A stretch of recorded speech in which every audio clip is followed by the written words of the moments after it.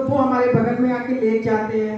तो हमें उनसे तो कुछ नहीं कहना है, लेकिन हमें तुरंत कमरे से बाहर दूसरे कमरे में जाकर बैठ जाना है। गर्ल्स, ये बातें बहुत छोटी छोटी हैं, लेकिन ये हमारी सुरक्षा बहुत बड़ी बड़ी सुनिश्चित करती हैं। अभी आपको ये बातें छोटी लग रही है, हमने बहुत सी गर्ल्स को देखा है, बच्चियों को देखा है कि वो टीवी देख रही है, मोबाइल चला रही है और उन्हें अपने कपड़ों का ही नहीं पता है कि कपड़े उनके कवर बॉडी को कर रहे हैं कि नहीं। वो फ्रॉक पहने हैं, मतलब वो थोड़ा सा हमें उठने बैठने का घर में भी सलीका होना चाहिए। कहने का मतलब ये, ऐसा नहीं है कि घर में है तो हम कैसे भी रहें, घर में भी हमें अच्छी तरह से उठना बैठना चाहिए। फिर वो पापा हो या चाचा हो या भाई हो या कजिन हो या दादाजी हो, कोई भी हो, क्योंकि ये छोटी छोटी स्थितियां जो है ना हमारे लिए हमें प्रोटेक्ट करती हैं। और जब हम सुरक्षित होते हैं ना तो हम माइंड से हेल्दी होते हैं, और जब माइंड से हेल्दी होते हैं तो हमारा ध्यान किसमें लगता है? पॉजिटिव में, यानी कि हमारा ध्यान पढ़ाई में लगेगा, हम अच्छा सोचेंगे। अच्छा ये बताइए कि अच्छा क्या होता है? ब्यूटीफुल दिखना, अट्रैक्टिव दिखना क्या होता है? कोई बताएगा इसका? कोई सही जवाब देगा? पीछे से कोई? चलिए हम बताते हैं, आप लोग इधर उधर नहीं, आप इधर कॉन्सेंट्रेट कीजिए प्लीज। कि हाँ आओ बेटा, गुड, वेरी गुड। देखिए आप दोनों आ जाओ, दोनों आ जाओ।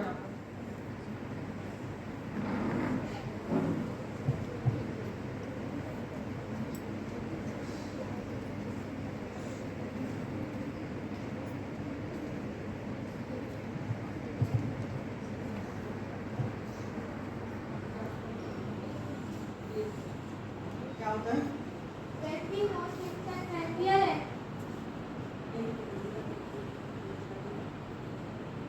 जब हम एजुकेटेड होते हैं तब हमें अपने बारे में पता चलता है और हमारा गलत और अच्छा पता चलता है। लुकिंग वाइज जब मतलब क्या? Miss Monica Khatare from class 12 and मेरे ख्याल से जब हमें कॉन्फिडेंस होता है खुद में कि हम बाहर जाने के लिए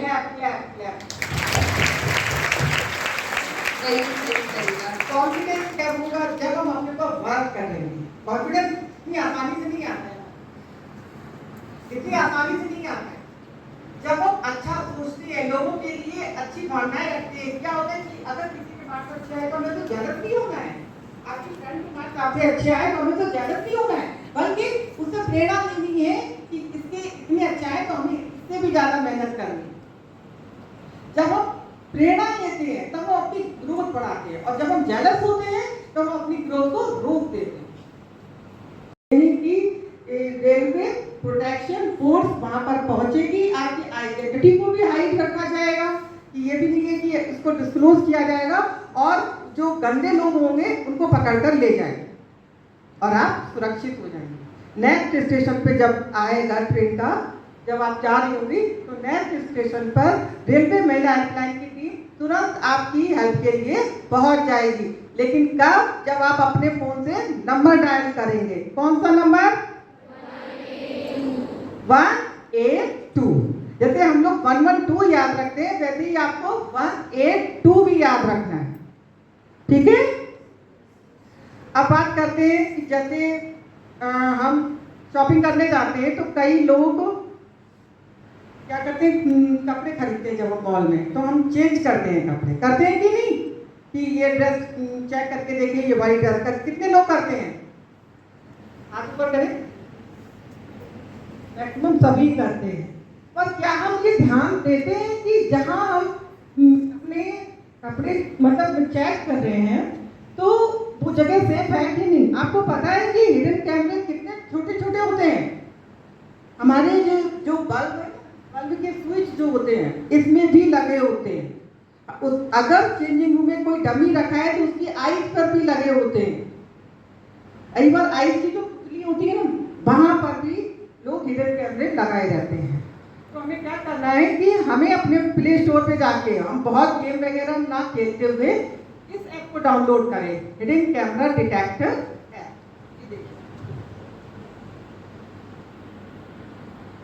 अगर हम इस ऐप को डाउनलोड करते हैं और हमारा फ़ोन ऑन होता है और वहाँ पर कैमरा होगा तो वो हमारे फ़ोन से एक इंडिकेटर बचेगा। समझिए, पहली बात तो कोशिश ये कीजिए कि चेंज ना करना पड़े। सबसे अच्छी जो सुरक्षा है वो ये कि चेंज करने से बचे। आगे से ही कपड़े को लगाकर मिरर में देख लें, लेकिन चेंज करने से बचे जगह पर।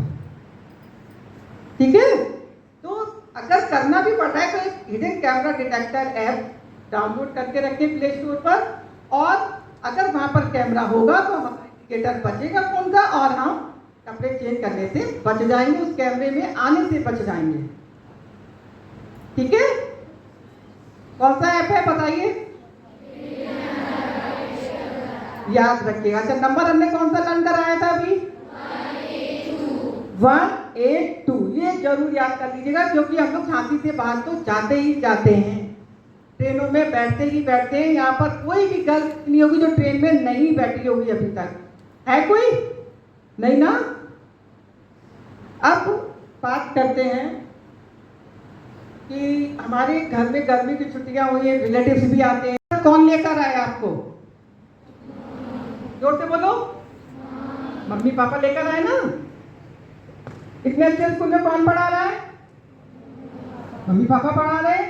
हमारा मोबाइल रिचार्ज करके कौन देता है, जिससे हम अपने प्रोजेक्ट तैयार कर पाते हैं मोबाइल पे? मम्मी पापा कर रहे हैं ना। हमें ट्यूशन कोचिंग ये सब व्यवस्थाएं कौन लगा रहा है? Mummy papa. बीमार पड़ रहे हैं तो डॉक्टर के कौन ले जाता है? अगर मम्मी पापा किसी बात के लिए मना कर रहे हैं तो हमें भी उनकी उस प्रेम की, विश्वास की भावनाओं को समझना चाहिए, ना कि उन्हें गलत समझकर उन्हें इग्नोर कर देना चाहिए। समझ रहे हैं ना बच्चों? इसलिए बिल्कुल भी ये नहीं सोचिए कि हमारे मार्क्स कम आए। मार्क्स कम आए आप कोशिश कीजिए, लेकिन निराश मत होइए। निराश मत होइए, आप कोशिश करते रहेंगे तो नेक्स्ट टाइम मार्क्स अच्छे आएंगे। पढ़ाई पे ध्यान दीजिए, क्योंकि पढ़ाई चीज ऐसी है कि हमारे अंदर आत्मनिर्भर जो कॉन्फिडेंस होता ना, वो पढ़ाई से आता है। और पढ़ाई हमें बोलने चालने के लिए भी तैयार करती है कि हमें कैसे बात करनी है, कैसे जब हमारी लाइफ में प्रॉब्लम्स आ जाए तो हमें कैसे पेशेंस के साथ रहना है। अब जब हम पढ़े लिखे नहीं होते तो हम क्या करते हैं, गुस्सा होने लगते हैं। हम सही मतलब उस समय जो डिसीजन लेना चाहिए वो नहीं ले पाते हैं। इन सिचुएशन में सबसे ज़्यादा जो ताकतवर होता है वो होता है हमारा धैर्य। जब हम अपना धैर्य नहीं खोते हैं तो हम जिंदगी की हर जंग को जीत लेते हैं। समझे आप? इसलिए हमेशा अपने मम्मी पापा की बात मानिए, पढ़ाई में ध्यान लगाइए, मैम की बात सुनिए। कभी कोई आपके साथ गलत स्थितियां घटती हैं तो आप अपनी मैम से भी बोल सकते हैं स्कूल में, परंतु अपने तक सीमित मत रखिए। ये सबसे डेंजर स्थिति है जब आप बात छुपाती हैं। छोटी से छोटी घटना भी अपने तक सीमित नहीं रखिए। क्लियर?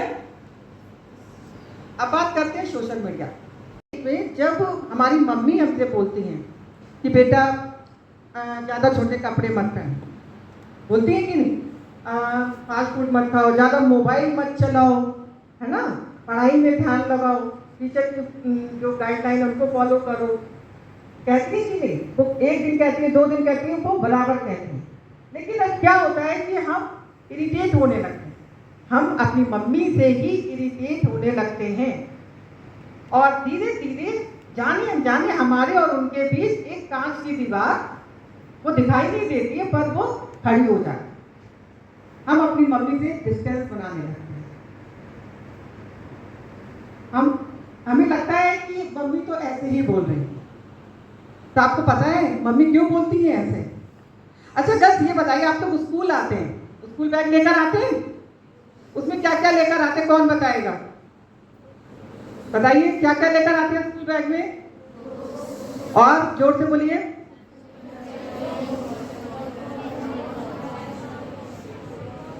ये तो लाते ही हैं, साथ ही आप अपने स्कूल बैग में मम्मी पापा के लेकर आते हैं, उनका विश्वास लेकर आते हैं। जो मम्मी 5 बजे उठकर आपका टिफिन तैयार करती है प्यार से, कि हमारा बच्चा भूखा ना रहे, अच्छे से पढ़ाई में ध्यान लगाए, उसके अच्छे मार्क्स आए।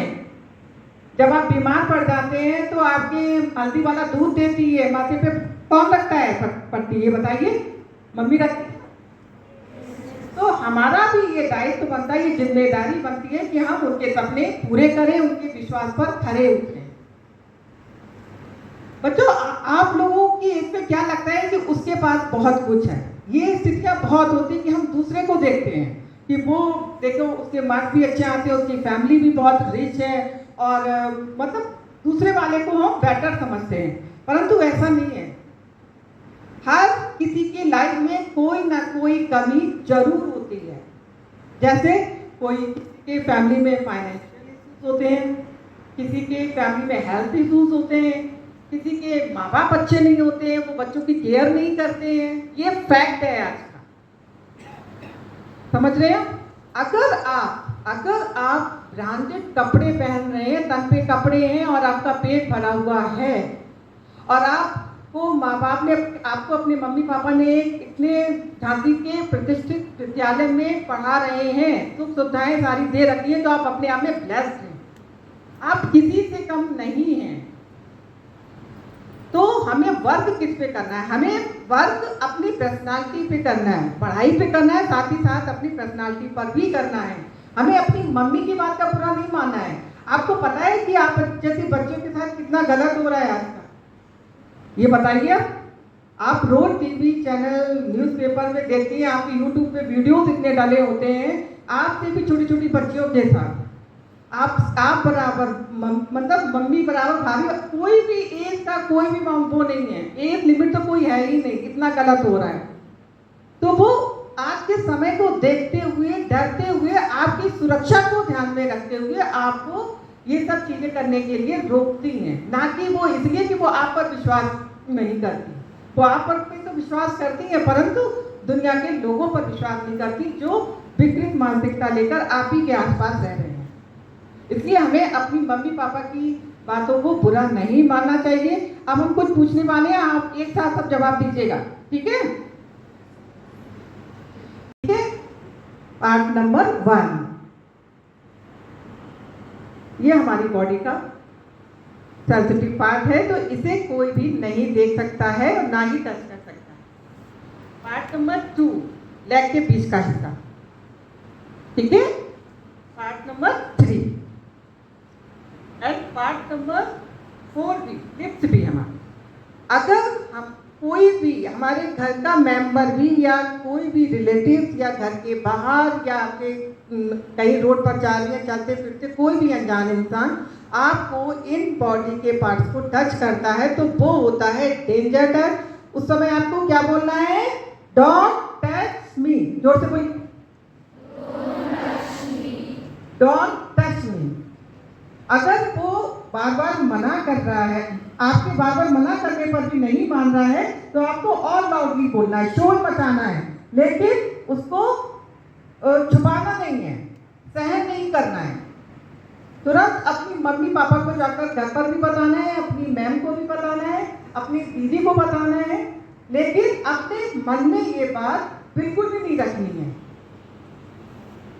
क्योंकि क्या होता है बच्चों, छोटी छोटी ये स्थितियां जब हम इग्नोर करते हैं, तो हम कहीं ना कहीं गलत करने वाले को हौसला अफजाई करते हैं, उसकी हिम्मत बढ़ाते हैं। वो आपके साथ तो गलत करता ही है, साथ ही वह आपकी फ्रेंड के साथ, या आपकी दीदी, आपकी मम्मी भाभी के साथ भी करने लगता है। तो आप चाहती हैं कि ऐसा कुछ हो नहीं ना? क्लियर? दूसरा बैड टच बिल्कुल क्लियर? पीछे तक